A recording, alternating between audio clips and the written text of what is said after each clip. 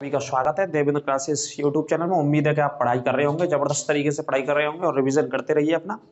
जैसा कि आपको पता है, संविधान की क्लासेस मेरे द्वारा पढ़ाई जा रही हैं और चल रही हैं, ठीक है। और उम्मीद है कि सारी क्लासेस को आप पढ़ रहे होंगे, रिवीजन कर रहे होंगे बहुत अच्छे से। जब भी आपका रिवीजन कराएंगे तो चर्चा करेंगे सारी क्लासेस का, ठीक है, और क्वेश्चंस भी कराएंगे इनके साथ साथ। तो इससे पहले जो प्रीवियस वीडियो था मेरा, वो था भारत के प्रेसिडेंट के बारे में, भारत के राष्ट्रपति से संबंधित उनके शासनकाल, उनके कार्यकाल को लेकर के और उनसे संबंधित महत्वपूर्ण प्रश्नों को लेकर के मैंने आपके सामने एक वीडियो पढ़ाया है, जो प्रीवियस वीडियो रहा है। प्ले लिस्ट में आप जाएंगे, वहां से आप देख लेंगे प्रेसिडेंट ऑफ इंडिया के बारे में।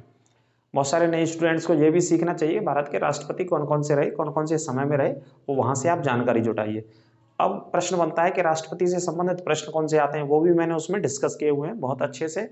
जहां तक मेरी कोशिश की गई है मैंने आपको पढ़ाया है, तो वहां से आप देख लीजिएगा। आपको उनके शासनकाल के बारे में, कार्यकाल के बारे में और कौन से राज्य के कौन से राष्ट्रपति थे, इसके विषय में मैंने पढ़ाया है। तो आज का जो हमारा टॉपिक है, आज की जो क्लास है, वो भारत के प्राइम मिनिस्टर्स के बारे में है। ये पार्ट 1 है। बच्चों के देखो, प्रश्न जो संविधान के बनते हैं, प्रश्न जो जीके के बनते हैं, सबसे ज्यादा स्टैटिक जीके में आते हैं, या प्रश्न जो ओवरऑल जीके से संबंधित बनते हैं, वर्षों को लेकर के, योजनाओं को लेकर के, नीतियों को लेकर के या स्थापनाओं को लेकर के, वो सब प्रधानमंत्रियों के इर्द गिर्द बनते हैं सारे प्रश्न, है ना। क्योंकि भारत में असली जो शक्ति है, कार्यपालिका की वास्तविक जो शक्ति है, वो संविधान के हिसाब से प्रधानमंत्री के हाथों में रहती है, और नाम मात्र की शक्ति राष्ट्रपति के हाथों में रहती है। और हमारे देश में जो वास्तविक जो कार्यपालिका शक्ति होती है, वो प्राइम मिनिस्टर ऑफ इंडिया के हाथों में। जैसे आपने देखा होगा, कोई भी अगर डिसीजन लेते हैं, कोई निर्णय लेते हैं किसी कानून को बनाने के लिए, कोई योजना लाने के लिए, तो ज्यादातर आमतौर पर प्रधानमंत्री के द्वारा हमारे देश में काम किए जाते हैं। तो जितनी भी योजनाएं पहले प्रधानमंत्री जी से लेकर के वर्तमान प्रधानमंत्री नरेंद्र मोदी जी तक, और पहले प्रधानमंत्री जवाहरलाल नेहरू जी से लेकर के सारे के सारे जो प्रश्न बनते हैं, वो प्रधानमंत्रियों के इर्द गिर्द बनते हैं। अगर आप कहीं वर्ड्स फेस कर रहे होंगे, तो वो भी प्रधानमंत्री से संबंधित पूछ लेता है, उनके शासनकाल को प्रधानमंत्री से संबंधित पूछ लेता है, या कौन से प्रधानमंत्री ने कब कौन सा निर्णय लिया, है ना, कौन सा निर्णय बहुत बेहतरीन रहा भारत के इतिहास का, कौन सा निर्णय गलत रहा कौन से प्रधानमंत्री का, और कौन कौन से प्रधानमंत्री को शासनकाल में लड़ाइयां हुई दूसरे देशों से, है ना, या आर्थिक नीति कौन से प्रधानमंत्री की बहुत बेहतरीन थी, कौन से प्रधानमंत्री ने निडर होकर बहुत सारे फैसले लिए अपने आसपास के अड़ोसी पड़ोसी देशों को लेकर के। तो इन विषयों को बहुत शानदार तरीके से रखा गया है किताबों में, और उनके माध्यम से जहां जहां जितने पेपर्स में, एग्जाम्स में आपके लिए क्वेश्चंस आए पिछले 8-10 साल में, वो मैं इस क्लास में चर्चा करने वाला हूं। अंत तक बने रहेंगे वीडियो में, वीडियो बहुत अच्छी होने वाली है। आपको प्रधानमंत्री तो पता चलेंगे, इसके अलावा उनके राज्य या उनके शहरों के विषय में भी मैं चर्चा करूंगा, कौन कौन से राज्य या शहरों से आने वाले प्रधानमंत्री भारत में बने हैं। अब तक 15 प्रधानमंत्री बन चुके हैं। कितने प्रधानमंत्री? 15वें प्रधानमंत्री श्रीमान नरेंद्र मोदी जी, आदरणीय नरेंद्र मोदी जी 15वें प्राइम मिनिस्टर है ये भारत के। इनका कार्यकाल अभी रनिंग में है, चल रहा है, वर्ष 2024 तक कार्यकाल है। उसके बाद फिर चुनाव होगा, और आगे तो जनता के ऊपर निर्भर करता है। आगे अगर उन्हें दोबारा से वोट दे दिए तो तीसरा कार्यकाल होगा, तीसरी बार प्रधानमंत्री वो भारत के बन सकते हैं। बाकी का डिपेंड करते हैं, संभावनाओं का दौर है, तो भविष्यगामी चीजों पर ज्यादा बात नहीं करेंगे। वो समय और लोकसभा का चुनाव बताएगा, जनता का मूड बताएगा पूरे भारत का। हम बहरहाल बात करते हैं अपनी क्लास पर, और क्लास में चर्चा करेंगे प्रधानमंत्रियों के शासनकाल और उनसे संबंधित महत्वपूर्ण प्रश्नों को ज्यादा से ज्यादा आप शेयर कर दें। और इस क्लास का और राष्ट्रपति वाली क्लास का रिवीजन कराएंगे, ज्यादा से ज्यादा बच्चा जोड़ लेंगे और देख लेंगे इस क्लास को, ठीक है। तो देखिए, भारत में जो सबसे पहले प्रधानमंत्री रहे, आपको पता ही होगा, जवाहरलाल नेहरू जी सबसे पहले प्रधानमंत्री थे भारत के, जो 1947 में ही आ जाते हैं सत्ता में। माउंटबेटन अंतिम वायसराय था, वो छोड़ता है भारत की सत्ता को, और पहले प्रधानमंत्री कौन आते हैं? जवाहरलाल नेहरू जी। एक तरीके से उन्हीं के हाथों में सत्ता दे दी गई थी। तो उनके कार्यकाल को जो काउंट करते हैं, वो 1947 से करते हैं। 1947 से 1964 तक भारत के पहले प्रधानमंत्री जवाहरलाल नेहरू रहे। कब तक रहे? 1964 तक। नोट कर लीजिएगा, अभी मैं चर्चा भी करता हूं। पहले प्रधानमंत्री 47 से 64 तक, लगभग 16 साल 9 महीने का कार्यकाल था, लगभग 16 साल 9 महीने का, तकरीबन 17 साल भी कह सकते हो आप, लगभग में। तो पहले प्रधानमंत्री 64 तक रहे। 64 में कार्यकाल में उनका निधन हो गया था, कार्यकाल के चलते निधन हो गया था। ये पॉइंट भी नोट करना है, पहले प्रधानमंत्री का कार्यकाल में ही निधन हो गया था, ठीक है, 1964 में जवाहरलाल नेहरू जी का। ये नोट कर लीजिए। इनके बाद फिर जब देखो, व्यवस्था क्या है कि हमारे देश में प्रधानमंत्री शासन में अगर अचानक उनकी डेथ हो जाती है, तो उन्हीं की पार्टी में से कोई ना कोई वरिष्ठ नेता को कुछ समय के लिए बैठा दिया जाता है उस पद पर। तो एक नेता थे जिनका नाम था गुलजारी लाल नंदा जी। गुलजारी लाल नंदा, जो कि पंजाब के निवासी थे, पंजाब के रहने वाले थे, वो कार्यवाहक प्रधानमंत्री बने जवाहरलाल नेहरू जी की मृत्यु के बाद कुछ एक महीने के लिए। तब तक परमानेंट प्राइम मिनिस्टर नहीं आता। संविधान में रूल है कि कोई भी संवैधानिक पद खाली होता है तो 6 महीने के भीतर चुनाव होना अनिवार्य है। इस बात को आप नोट कर लेना, काम आएगी बेटा, युगों युगों तक, भविष्य तक काम आएगी आपके। कोई भी संवैधानिक पद होता है यदि खाली हो जाता है तो कितने महीना के बाद चुनाव होना चाहिए? 6 महीना। जैसे राष्ट्रपति का पद खाली हो गया तो 6 महीने के अंदर भरा जाना चाहिए। उपराष्ट्रपति का पद खाली हो गया तो 6 महीने के अंदर। प्रधानमंत्री का खाली हो गया तो 6 महीने के अंदर। उपराष्ट्रपति का या राज्यसभा के चेयरमैन जो उपराष्ट्रपति होते हैं उनका भी पद खाली हो गया तो 6 महीने के अंदर भरा जाना चाहिए। इवन मुख्यमंत्री का पद खाली हो गया तो 6 महीने के अंदर भरा जाना चाहिए। मंत्री का पद खाली हो गया तो 6 मंथ को कभी कभार दिनों में लिखता है पेपर वाला, तो 6 महीना में कितने दिन? कैलेंडर तो आप पढ़ते होंगे, रीजनिंग आपकी बेहतरीन होगी उम्मीद है। तो 180 दिन, कहने का मतलब 180 दिन के अंदर अंदर पद भरा जाना चाहिए संविधान के हिसाब से। तब तक एक टेम्परेरी तौर पे कोई ना कोई व्यक्ति को बिठा दिया जाता है, जो कि खाली पद नहीं छोड़ा जाता है भारत के संवैधानिक तरीकों से, है ना। तो गुलजारी लाल नंदा कार्यवाहक बने। अब चर्चा करते हैं, बोर्ड पे ही आ जाइए, क्लास में चर्चा करते हैं। नहीं, इस तरीके से तो मैं चर्चा आपके लिए कर ही दूंगा। तो बहुत इंपॉर्टेंट क्लास है, शेयर कर देंगे ज्यादा से ज्यादा। तो भारत के पहले प्रधानमंत्री जवाहरलाल नेहरू 47 से 64 तक प्रधानमंत्री रहते हैं और कार्यकाल में निधन हो गया इनका, और निवासी थे इलाहाबाद के। लिखते चलना, पीछे है ना ब्रैकेट में लिखते चलना भैया। पहले प्रधानमंत्री उत्तर प्रदेश के संगम की नगरी, जैसे अकबर ने अल्लाह का नगर भी नाम दिया, जैसे इलाहाबाद भी बोलते हैं, जिस शहर में अमरूद बहुत प्रसिद्ध हैं, यहां तीनों नदियों का संगम होता था। तीसरी अब इस समय अदृश्य है, यमुना और गंगा को आप देख सकते हैं जाकर के, दोनों नदियां आपस में मिलती हैं इलाहाबाद में। संगम नगरी के नाम से, अमरूद के नाम से, अमरूदों का फल सबसे ज्यादा वहां बाग होते हैं। हाईकोर्ट 1866 में स्थापना हुई। उत्तर प्रदेश का अगर बात करें तो सबसे बड़ा, पूरे इंडिया का, पूरे एशिया का सबसे बड़ा हाईकोर्ट है इलाहाबाद हाईकोर्ट, जिसमें सबसे ज्यादा जजेस रहते हैं, जजेस की अपॉइंटमेंट सबसे ज्यादा होती है। मानक समय रेखा इलाहाबाद से अपनाई गई है 82.1/2। भारत का मानक समय कितना? 82.1/2। इस तरीके से बहुत सारे क्वेश्चंस आपको एक शहर से मिल जाएंगे। जनसंख्या के आधार पर सबसे बड़ा जिला है इलाहाबाद। सबसे ज्यादा विधानसभा की सीटें भी इलाहाबाद के अंदर है उत्तर प्रदेश में, यदि हम बात करते हैं तो। ठीक है, तो इलाही के बाद को पढ़िएगा। अल्लाह का नगर अकबर ने नाम दिया था। प्रयागराज मौर्य वंश से इसका नाम था इलाहाबाद का। कब से था? मौर्य वंश से। बौद्ध धर्म को लेकर के सम्राट हर्षवर्धन ने यहाँ पे सभाएं भी की थी, क्योंकि सम्राट हर्षवर्धन बौद्ध धर्म को मानता था, है ना। और बहुत सारे तथ्य और इंपॉर्टेंट मिल जाएंगे। जैसे दिल्ली सल्तनत का एक शासक था जिसका नाम था जलालुद्दीन खिलजी। उसने खिलजी वंश की स्थापना करी दिल्ली में 1290 में। 6 साल तक रहा, 1296 तक। 6वें साल में, 6 साल के शासनकाल में उसके भतीजे अलाउद्दीन खिलजी ने संगम के ही तट पर एक जगह पड़ती है कड़ा या मानिकपुर, इलाहाबाद के इर्द गिर्द तकरीबन 35 किलोमीटर के अराउंड में अगर बात करें तो वहां का शासक था अलाउद्दीन खिलजी। तो उसने अपने चाचा की हत्या संगम के तट पर ही कर दी, इलाहाबाद में ही कर दी या प्रयागराज में कर दी। इस तरीके से यूपी के टॉपिक भी आप याद कर लीजिए, क्योंकि उत्तर प्रदेश पुलिस में उत्तर प्रदेश के पॉइंट बहुत सारे आपके लिए काम आने वाले हैं। ठीक है, इस पॉइंट को नोट कर लीजिएगा। अब आ जाते हैं हम प्रधानमंत्री वाले पॉइंट पर। तो इलाहाबाद के रहने वाले थे पहले प्रधानमंत्री, इनका निधन हो गया 1964 में। तो दूसरे प्रधानमंत्री कौन बने? गुलजारी लाल नंदा जी। कार्यवाहक थे 1964 से कुछ एक महीने 1964 तक ही रहे, और कहाँ के निवासी थे? पंजाब। ब्रैकेट में लिख लेना पंजाब। देखो, कार्यवाहक के शासनकाल को काउंट नहीं किया जाता, ठीक है। अब परमानेंट प्रधानमंत्री आते हैं, लाल बहादुर शास्त्री जी परमानेंट प्रधानमंत्री बनते हैं। 1964 में बने थे और 1966 तक रहते हैं लाल बहादुर शास्त्री जी। अब इनका भी निधन कार्यकाल में ही हो गया। कहाँ के रहने वाले थे? मुगल सराय, और मुगल सराय वाराणसी में, ठीक है। ब्रैकेट में लिख लेना वाराणसी में। 64 में बने और 66 तक रहे। 66 में भी इनका निधन हो गया। पहले प्रधानमंत्री का भी कार्यकाल में निधन हो गया और लाल बहादुर शास्त्री जी का भी निधन हो गया। मुगल सराय वाराणसी के पास 1904 में इनका जन्म हुआ था, ठीक है। तो इनके बारे में बताएंगे कौन कौन से प्रश्न अभी तक बन चुके हैं, लेकिन अभी कार्यकाल की चर्चा करते हैं। तो इनका भी निधन हो गया, नोट करते जाना। फिर कार्यवाहक कौन बनते हैं? गुलजारी लाल नंदा। गुलजारी लाल नंदा जी को फिर कार्यवाहक बना दिया 1966 से, 1966 में ही। और मैंने आपको बता ही चुका हूँ ये कहाँ के रहने वाले थे? पंजाब के। नोट करते चलना बेटा, गागर में सागर है। बहुत सारी चीजें आपको बहुत नई भी पता चलेंगी जो भी कॉम्पिटिशन्स की तैयारी कर रहे हैं। जो यूट्यूबर्स बहुत सारे होते हैं, बहुत सारे और भी पढ़ाने वाले होते हैं, वो बस फटाफट चले जाते हैं आगे और गोला गोला काट के और अपना काम फ्री कर देते हैं ना। इस तरीके से बहुत अच्छे से, बेहतरीन तरीके से, बहुत ही कम पढ़ाने वाले होंगे जरूर, हमें ये नहीं कह रहे कि नहीं होंगे, लेकिन बहुत कम होंगे। बहुत जल्दी और फास्ट चले जाते हैं, बस उन्हें अपने व्यूज से मतलब होता है और पैसे कमाने से मतलब रहता है, ऐसा सिस्टम रहता है।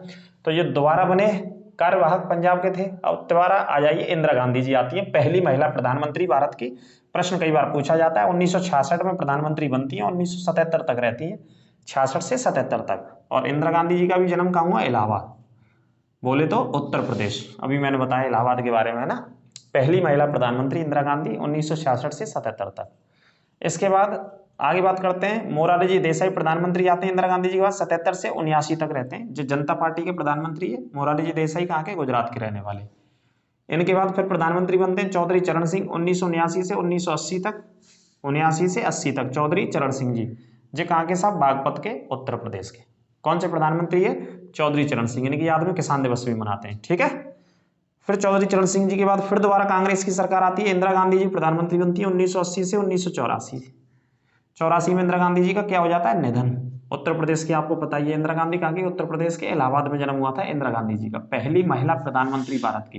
कौन सी? पहली महिला प्रधानमंत्री थी, जो दोबारा तीसरे कार्यकाल में बनती है। अगर कार्यकाल नोट करेंगे तो तीसरा कार्यकाल इधर हो जाता है, 2 कार्यकाल इसी में थे उनके, 66 से 77 में।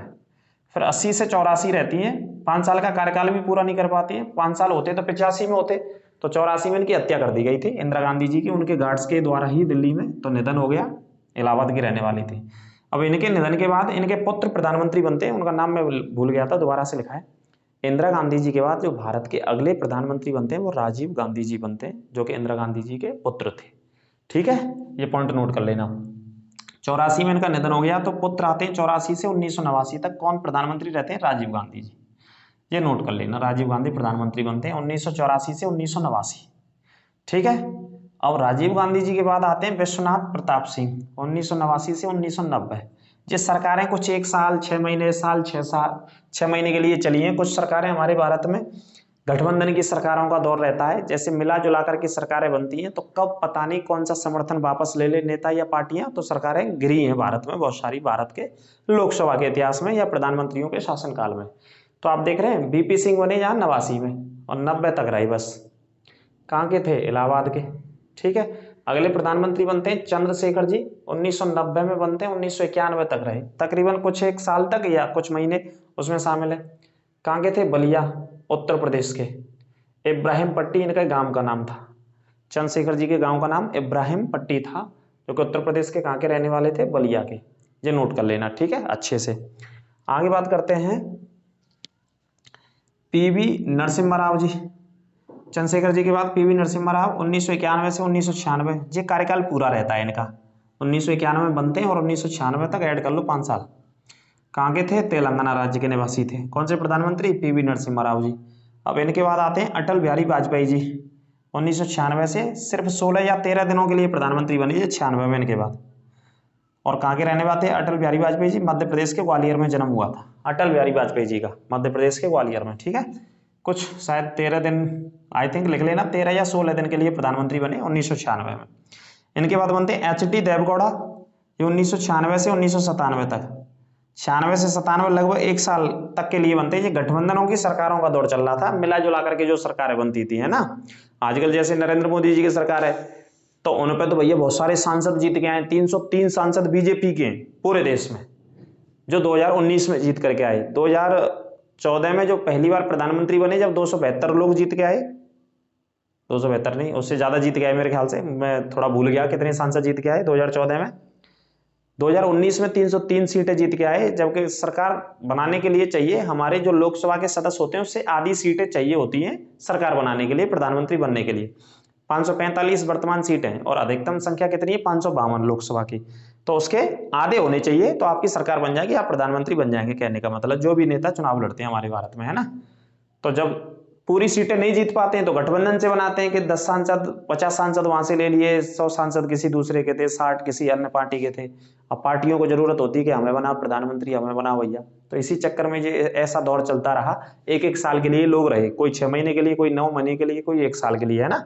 क्योंकि सबकी आकांक्षा और इच्छा होती है भारत के सर्वोच्च पद पर पहुंचने की। आकांक्षा और इच्छाओं को देखते हुए यहाँ पर ये दौर चलता रहा, कोई 1 साल रहा, कोई 6 महीने रहा, कोई 8 महीने रहा, और बदलते रहे प्रधानमंत्री भारत के, ठीक है। तो आगे बात करते हैं एच.डी. देवगौड़ा साहब, 96-97 1 साल मैसूर के थे, कर्नाटका। मैसूर तो आप जानते ही बहुत फेमस है, प्रसिद्ध है। इनके बाद इंद्र कुमार गुजराल साहब 1997 से 98, 97 से 98 फिर 1 साल के लिए लगभग बने, जो पंजाब के निवासी थे।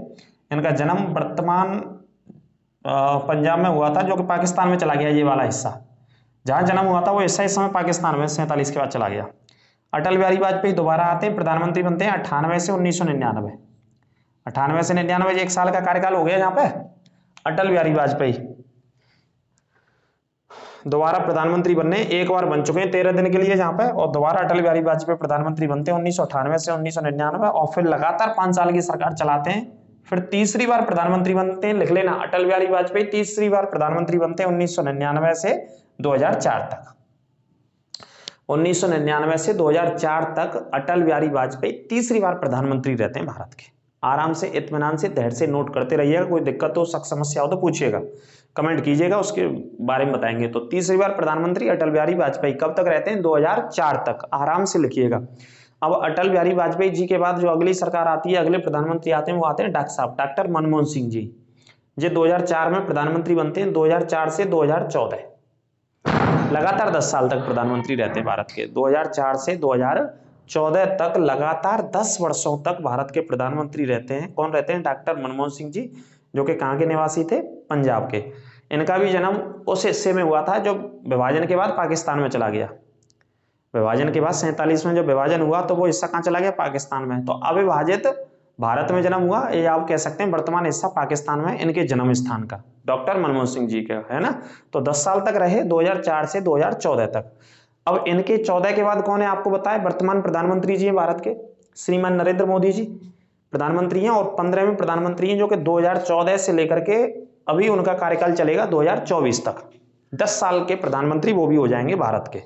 कौन? नरेंद्र मोदी जी। ठीक है। कब से प्रधानमंत्री हैं? 2014 में पहली बार बने, फिर 2019 में दोबारा बने हैं, तो अभी कार्यकाल चल रहा है उनका 2024 तक। 2023 चल रही है, अगली साल तक कार्यकाल है, फिर चुनाव होंगे। और नरेंद्र मोदी जी आपको पता ही है कौन से राज्य के? गुजरात के। गुजरात के वडनगर के। वडनगर में उन्होंने उनके पिताजी के साथ, ऐसा स्टोरीज में हमने पढ़ा कि वो उनके पिताजी चाय का काम करते थे, है ना। तो गुजरात के वडनगर में, तो अभी तक प्रधानमंत्री हैं। तो ये तो हो गए शासनकाल या कार्यकाल, अच्छे से नोट कर लेना। कोई दिक्कत समस्या हो तो पूछिएगा। अब मैं कुछ प्रश्नों पर चर्चा करता हूं जो कई बार परीक्षाओं में पिछले 8-10 साल के, आप किसी भी हाई लेवल के एग्जाम से और कोई भी वनडे एग्जाम उठा करके देखेंगे तो प्रधानमंत्री से संबंधित वो प्रश्न कई बार रिपीट हुए हैं। तो टॉपिक एक है जी, क्लास फर्स्ट है। सेकंड टॉपिक पे और बात करूंगा, जो पूरा विश्लेषण करेंगे प्राइम मिनिस्टर्स का, है ना, प्राइम मिनिस्टर्स के शासनकाल का पूरा विश्लेषण करेंगे। बहुत अच्छे से बताएंगे आपको, एक एक पॉइंट बताएंगे कि जिससे छूटेगा ना, है ना। आपको बहुत सारी चीजें कवर होंगी इसी शासनकाल के चलते। तो प्रश्न पूछा जाता है, सबसे पहले आप नोट करेंगे कि ऐसे कितने प्रधानमंत्री रहे जो एक बार से अधिक प्रधानमंत्री रहे? फटाफट से बताइए कमेंट बॉक्स में आप। प्रश्न आ चुका है कई बार कि भारत के ऐसे कितने प्रधानमंत्री हैं जो एक बार से अधिक रहे, मतलब एक बार तो रहे ही रहे, अब उससे प्लस में 2 बार भी रहे हो, 3 बार भी रहे, तो उनके नाम बताइए। ऐसे कितने प्राइम मिनिस्टर्स हैं भारत के? Number 1 question. दूसरा क्वेश्चन आता है कि ऐसे कितने प्रधानमंत्री भारत के रहे जो प्रधानमंत्री बनने से पहले मुख्यमंत्री भी रहे अपने अपने राज्यों के? कहीं ना कहीं राज्यों के, अपने राज्य पड़ोसी राज्यों भी जहां पे सरकारें उनकी रही थी, तो चीफ मिनिस्टर भी रह चुके हैं पहले, और मुख्यमंत्री के बाद भारत के प्रधानमंत्री भी बने। तो ये प्रश्न कई बार आता है। और प्रधानमंत्रियों के शासनकाल को लेकर के आते हैं, निधनों को लेकर के आते हैं, और महत्वपूर्ण योजनाओं को लेकर के आते हैं। ठीक है, तो ये प्रश्न आते हैं। तो चलिए चर्चा करते हैं, शेयर करते रहें ज्यादा से ज्यादा क्लास को, आनंद आने वाला है, टेंशन ना लें आप क्लास को बिल्कुल। तो देखिए, एक बार से अधिक भारत के प्रधानमंत्री कौन रहे? जवाहरलाल नेहरू। बहुत लंबा शासनकाल, लगभग 17 साल का, 3 बार का शासनकाल ऐड कर सकते हो आप जवाहरलाल नेहरू जी का। इंदिरा गांधी जी 2 बार प्रधानमंत्री, अटल बिहारी वाजपेयी 3 बार प्रधानमंत्री भारत के रहे, डॉक्टर मनमोहन सिंह 2 बार प्रधानमंत्री रहे, और नरेंद्र मोदी जी 2 बार भारत के प्रधानमंत्री रहे। तो ये कुछ प्रधानमंत्री हैं, तो इन प्रधानमंत्रियों के नाम आप ऐड कर सकते हो, और गुलजारी लाल नंदा जी को भी लिख सकते हो, लेकिन वो कार्यवाहक प्रधानमंत्री थे, 2 बार रहे, अलग से नोट करके लिख लेना। कार्यवाहक प्रधानमंत्री 2 बार रहने वाले गुलजारी लाल नंदा जी। और वैसे कौन कौन से प्रधानमंत्री हैं? जवाहरलाल नेहरू लगातार 2-3 बार तक प्रधानमंत्री थे, इंदिरा गांधी जी 2-3 बार प्रधानमंत्री रही, 3 बार कम से कम, अटल बिहारी वाजपेयी भी 3 बार प्रधानमंत्री रहे, 13 दिन के लिए, 1 साल के लिए और 5 साल के लिए, ऐसा कार्यकाल था। और डॉक्टर मनमोहन सिंह 10 साल के लिए प्रधानमंत्री रहे 2 बार, नरेंद्र मोदी जी 10 साल के लिए प्रधानमंत्री हो जाएंगे 2024 तक। तो इन प्रधानमंत्रियों के नाम नोट कर लेना, और आपको शासनकाल कार्यकाल में और आपको कोई लगे प्रधानमंत्री और भी रहे तो उनके भी नाम नोट कर लेना, ठीक है। हाल फिलहाल मुझे यही लग रहे हैं। 2 बार भारत के कार्यवाहक प्रधानमंत्री रहे, ये मैंने लिख दिया आपके लिए, गुलजारी लाल नंदा। ये बेटा आपको जीके की नॉलेज कराएगा, स्टैटिक जीके की नॉलेज कराएगा, उनसे संबंधित विषय होंगे। और आप पढ़ रहे हैं कंपटीशन में तो प्रधानमंत्री जी के बारे में तो पता होना चाहिए भैया। सर्वोच्च पद होता है, संवैधानिक पद होता है, सारी व्यवस्थाओं को भी देखते हैं तो नॉलेज होनी चाहिए। तो 2 बार कार्यवाहक कौन रहे? गुलजारी लाल नंदा। अगले प्रधानमंत्री एच.डी. देवगौड़ा प्रधानमंत्री। अब देखो प्रश्न जो आता, मैंने कहा था ऐसे कितने प्रधानमंत्री रहे जो प्रधानमंत्री बनने से पहले मुख्यमंत्री थे कहीं ना कहीं के अपने राज्यों में, माफ कीजिए कहीं ना कहीं के क्यों होंगे, अपने राज्यों के मुख्यमंत्री थे। तो देखो कौन कौन से। एच.डी. देवगौड़ा कहाँ के मुख्यमंत्री रह चुके? कर्नाटक के सीएम रहे थे पहले। पी.वी. नरसिम्हा राव कहाँ के मुख्यमंत्री थे? आंध्र प्रदेश के मुख्यमंत्री रह चुके हैं। लिख लेना कहाँ कहाँ के मुख्यमंत्री रह चुके हैं। आंध्र प्रदेश के मुख्यमंत्री थे। मोरारजी देसाई कहाँ के मुख्यमंत्री रहे? महाराष्ट्र के मुख्यमंत्री रह चुके हैं। और मुख्यमंत्री बनने के बाद कौन बने? भारत के प्रधानमंत्री बने। नरेंद्र मोदी जी आपको पता ही है, प्रधानमंत्री बनने से पहले कहाँ के मुख्यमंत्री थे? गुजरात के। 3 बार मुख्यमंत्री रहे श्रीमान नरेंद्र मोदी जी, 3 बार मुख्यमंत्री रह चुके गुजरात के। उसके बाद भारत के प्रधानमंत्री हैं अब 10 साल लगातार चल रहा है उनका शासनकाल। आराम से नोट कर लेना इत्मीनान से और पूछिएगा, है ना। पूरा विश्लेषण करेंगे और हर एक प्रधानमंत्री के शासनकाल को मैं अभी तो इस टॉपिक में, इस पार्ट में जो कवर हो पा रहा है वो बता रहा हूँ। दूसरा पार्ट भी मैं इसका पढ़ाऊंगा, कल आएगी वो क्लास आपके लिए। आज ये ले लीजिए आपको क्लास। उस क्लास में सारे प्रधानमंत्रियों के शासनकाल के मोस्ट इंपोर्टेंट और महत्वपूर्ण शासनकालों से संबंधित मैं योजनाओं को बताने वाला हूँ, ठीक है। तो ज्यादा से ज्यादा शेयर करते रहिए क्लास को अपने दोस्तों और मित्रों के साथ। एकमात्र प्रधानमंत्री, कई बार से आ रहा है क्वेश्चन, पढ़ लेना। बहुत रटाया हुआ क्वेश्चन है, ल्यूसेंट में भी छपा हुआ, बहुत सारी जीके की क्लासों में छपा हुआ, माफ कीजिए क्लासों में क्या, बहुत सारी जगह मिल जाएगा आपको पढ़ने के लिए कि एकमात्र प्रधानमंत्री बताइए जो कभी लोकसभा नहीं गए। प्रधानमंत्री तो रहे लेकिन लोकसभा नहीं गए या लोकसभा जाने का अवसर प्राप्त नहीं हुआ। कई बार प्रश्न आ चुका है और याद होना चाहिए। देखो भैया, संवैधानिक पद भारत का, वास्तविक कार्यपालिका का प्रधानमंत्री, जिनकी नियुक्ति आर्टिकल 75 में होती है। वैसे संविधान के तरीके से तो अलग से पढ़ाएंगे, अभी इसमें सिर्फ मैं प्राइम मिनिस्टर्स पढ़ा रहा हूँ। आर्टिकल 75 के तहत प्रधानमंत्री की नियुक्ति होती है, भारत के राष्ट्रपति करते हैं भारत के प्रधानमंत्री की नियुक्ति, ठीक है। तो अब यहाँ पे क्या, कौन सा पॉइंट पढ़ा रहा था मैं? ऐसे प्रधानमंत्री। अब प्रधानमंत्री आमतौर पर हमारे भारत में जो चुने जाते हैं वो लोकसभा के ही सदस्य चुने गए हैं आज तक। भारत के जितने भी प्रधानमंत्री हैं वो काय से चुन करके आए? लोकसभा से। कुछ एक प्रधानमंत्री ऐसे भी हैं जो राज्यसभा से भी चुने थे और बाद में भारत के प्रधानमंत्री भी रहे राज्यसभा से चुन के, लेकिन मोस्टली प्रधानमंत्री लोकसभा के ही सांसद रहे। तो लोकसभा के सांसद रहते हैं तो लोकसभा में जाना अनिवार्य है, लेकिन एक प्रधानमंत्री नहीं जा पाए लोकसभा। इतिहास में लिख लेना, एकमात्र प्रधानमंत्री जो लोकसभा में कभी उपस्थित नहीं हो पाए। कारण क्या था? देखो 28 जुलाई 1979 को तो बने जे भारत के प्रधानमंत्री और 14 जनवरी 1980 तक रहे। प्रधानमंत्री जी का नाम चौधरी चरण सिंह, चौधरी चरण सिंह प्रधानमंत्री जी थे जो कि उत्तर प्रदेश के बागपत के थे। 28 जुलाई 1979 को बने, 14 जनवरी 1980 तक रहे बस, फिर सरकार गिर गई थी इनकी। तो इस बीच में लोकसभा की बैठक ही नहीं हुई थी कोई। इस बीच में, कौन से बीच में? 79 से 80 तक लोकसभा की कोई बैठक का संचालन नहीं हो पाया था। इस वजह से चौधरी चरण सिंह जी लोकसभा में उपस्थित नहीं हो पाए या संसद की कार्रवाई में भाग नहीं ले पाए, जो कि उत्तर प्रदेश के, पश्चिमी उत्तर प्रदेश के बागपत के रहने वाले थे, जो कि ये इलाका उत्तर प्रदेश में गन्ने की खेती के लिए सबसे ज्यादा जाना जाता है। इस पॉइंट को नोट कर लेना। और इन्हीं की याद में भारत में किसान दिवस मनाया जाता है। 23 दिसंबर को किसान दिवस मनाया जाता है चौधरी चरण सिंह जी की याद में। अगले लाल बहादुर शास्त्री जी की मृत्यु, ये प्रश्न पूछा गया है, सबसे ज्यादा पूछा जाता है। ऐसे एकमात्र प्रधानमंत्री जी बताइए जिनका निधन भारत के बाहर हो गया। ऐसे कौन से प्रधानमंत्री थे जिनका निधन भारत के बाहर हो गया? तो लाल बहादुर शास्त्री जी का निधन भारत के बाहर हुआ, भारत में नहीं हो पाया। भारत में नहीं हुआ, ये दुर्भाग्यवश है कि भारत में नहीं हो पाया। दुर्भाग्यवश वो एक मीटिंग में भाग लेने के लिए गए थे उज्बेकिस्तान, जो कि मध्य एशिया का देश है। मध्य एशिया का देश उज्बेकिस्तान है, जिसकी राजधानी ताशकंद है। 1966 में वहां पे मृत्यु हो गई थी एक होटल में उनकी, है ना। रहस्यों से भरा हुआ जो घटना था, अभी तक पता नहीं चल पाया। मृत्यु हो गई 11 जनवरी 1966 में, और जगह का नाम ताशकंद। 11 जनवरी 1966 ताशकंद, ठीक है। लाल बहादुर शास्त्री जी। आगे बात करते हैं डॉक्टर मनमोहन सिंह जी। डॉक्टर मनमोहन सिंह जी से बहुत प्रश्न आते हैं कि डॉक्टर मनमोहन सिंह जी भारत के प्रधानमंत्री बनने से पहले कौन कौन से पदों पर रहे, जो कि जाने माने आर्थिक, इकोनॉमिक्स से जुड़े हुए, इकोनॉमी से जुड़े हुए व्यक्ति थे, जिनका पूरा जीवन भर किससे जुड़े रहे? इकोनॉमी से, है ना। या आर्थिक नीतियों को बनाने का उन्हें अनुभव बहुत अच्छा था कि कौन सी आर्थिक नीतियां देश में काम करेंगी जनता के बीच में। तो प्रधानमंत्री बने 10 साल तक, उससे पहले कौन कौन से पदों पर रह चुके हैं, ये प्रश्न कई बार पूछे जा चुके हैं, नोट कर लेना बहुत धैर्य से, है ना। डॉक्टर मनमोहन सिंह जी, तो देखिए डॉक्टर मनमोहन सिंह जी वित्त मंत्री भी रह चुके हैं, नंबर 1 नोट कर लेना। विदेश मंत्री भी रहे थे, भारत के प्रधानमंत्री के पद से पहले रह चुके हैं ये, वित्त मंत्री भी रहे, विदेश मंत्री भी रहे, योजना आयोग के उपाध्यक्ष भी रह चुके हैं। कौन रह चुके हैं भैया, योजना आयोग के उपाध्यक्ष, आरबीआई के गवर्नर भी रह चुके हैं, नोट कीजिएगा इत्मीनान से, आरबीआई के गवर्नर भी रह चुके हैं, रिजर्व बैंक ऑफ इंडिया के गवर्नर रह चुके हैं, जिनके साइन नोटन पे आते हैं, तो देखिएगा जा करके, आरबीआई के गवर्नर भी रह चुके हैं। और अंतर्राष्ट्रीय मुद्रा कोष एक संगठन है जिसका मुख्यालय अमेरिका की राजधानी वॉशिंगटन डीसी में है। अंतर्राष्ट्रीय मुद्रा कोष जो कि विश्व भर में गरीब देशों को एक मदद करने के लिए पैसा उपलब्ध कराता है, मदद करता है एक तरीके से। अंतर्राष्ट्रीय मुद्रा कोष में भी भारत के प्रतिनिधि के तौर पर काम कर चुके हैं, जिसकी स्थापना 1945 में हुई थी। भारत के प्रतिनिधि के तौर पर काम कर चुके हैं किसमें, अंतर्राष्ट्रीय मुद्रा कोष में। तो इतने पदों को उन्होंने सुशोभित किया है डॉक्टर मनमोहन सिंह जी ने, प्रधानमंत्री बनने से पहले, और 10 साल बाद में भारत के प्रधानमंत्री रहे। एक एक बात, एक एक पॉइंट छाप लेना और नोट कर लेना और दिमाग में उतार लेना, नहीं उतरेगी तो उतार देंगे आपके दिमाग में, आप चिंता ना करो, धुआं उड़ा देंगे पेपर का, ठीक है। जब भी आप पेपर में बैठोगे तो धुआं उड़ा दिया जाएगा पूरा जीएस का। उदारीकरण प्रश्न आता है कई बार, उदारीकरण नामक व्यवस्था को लागू करने वाले प्रधानमंत्री कौन से थे 1991 में। उदारीकरण, या इसे बोलते हैं वैश्वीकरण, इंग्लिश में बोलते हैं ग्लोबलाइजेशन, या एलपीजी सिस्टम बोलते हैं इसे शॉर्ट में, ठीक है। उदारीकरण, वैश्वीकरण या भूमंडलीकरण बोल देते हैं, कई नाम हैं इसके, आप चाहो सभी नामों को लिख लेना, दिक्कत नहीं लेनी है बिल्कुल भी, ठीक है।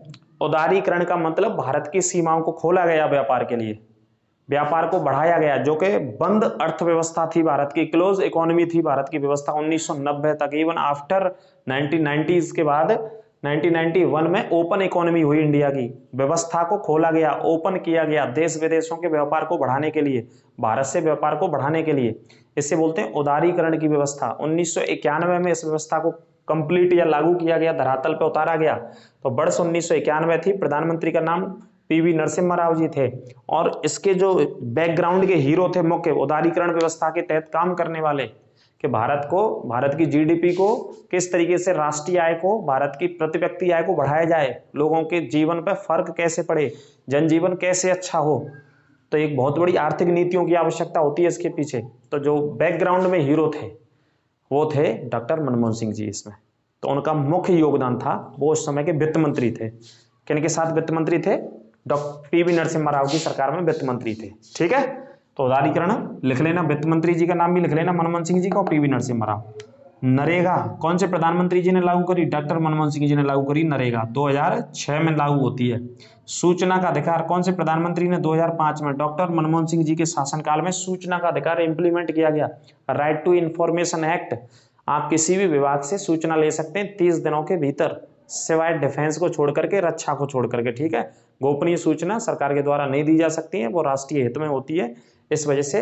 लेकिन आपको संबंधित किसी भी विभाग से कोई सूचना लेनी है, आपकी दिक्कतें हो कहीं पे, तो आप सूचना का अधिकार के तहत मांग सकते हैं, 30 दिन का इसमें समय होता है। इस वजह से ये सूचना का अधिकार लाया गया और आर्टिकल 21 में से जोड़ा भी गया है। योजना आयोग की स्थापना, भारत में क्या बना, योजना आयोग। क्या बनाता है, योजनाएं, किसके लिए, भारत के लिए, कि भारत का विकास अगले 5 साल में किन किन चीजों पर काम करना है, जो विश्व के या अड़ोसी पड़ोसी देशों के, या दक्षिण एशियाई देशों के, या पश्चिमी एशियाई देशों के भारत को समकालीन ला सकें, साथ में खड़ा कर सकें, जो हमारे आसपास के कंट्रीज ज्यादा विकास कर रहे हैं, हमसे उन्नति कर रहे हैं। तो योजना आयोग नीतियों को बनाने का, योजनाओं को बनाने के लिए काम करता है, और इसको बनाया गया, इसको स्थापित किया गया। सबसे पहले प्रश्न पूछा जाता है, योजना आयोग की स्थापना जवाहरलाल नेहरू के शासनकाल में। कब बना योजना आयोग, 1950 में बना, 15 मार्च 1950। इसी का नाम नरेंद्र मोदी जी ने कर दिया है नीति आयोग 1 जनवरी 1915 से। वर्ष 1962 का प्रश्न आ जाता है कि पहली बार आपातकाल कौन से प्रधानमंत्री के शासनकाल में लगा, राष्ट्रीय आपातकाल पहली बार कौन से प्रधानमंत्री के, तो राष्ट्रीय आपातकाल भैया 1962 में लगा, प्रधानमंत्री जवाहरलाल नेहरू जी थे। कौन थे, जवाहरलाल नेहरू जी। भारत और चीन का युद्ध हो गया था, इसमें प्रधानमंत्री जवाहरलाल नेहरू जी थे, भारत और चीन के युद्ध के समय, ठीक है, वर्ष 1962 में। इस पॉइंट को नोट कीजिएगा आप। आगे बात करते हैं, भाषा के आधार पर चीन और भारत की लड़ाई है 1962 में, तो राष्ट्रीय आपातकाल लगा दिया। प्रधानमंत्री जवाहरलाल नेहरू जी थे, आराम से लिख लेना। भाषा के आधार पर राज्यों का पुनर्गठन जवाहरलाल नेहरू जी के समय में हुआ। कब हुआ? 1956 में हुआ।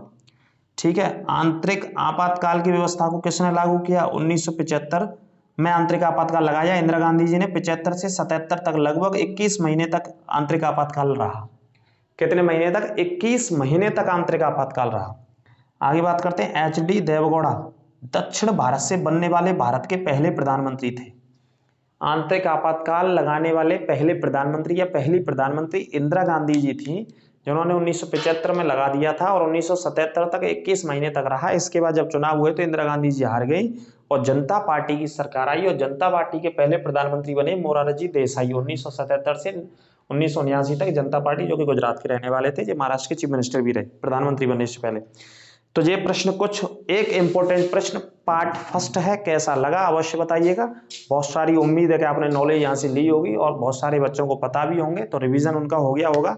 इस क्लास को लेकर के अगली क्लास में फिर चर्चा करेंगे। पार्ट सेकंड में लेकर के आऊंगा, क्योंकि पूरी सरकारें, पूरा देश, पूरी जीके, स्टैटिक जीके प्रधानमंत्रियों के शासनकाल के इर्द गिर्द ही घूमती है और जीके के प्रश्न बनते ही वहीं से।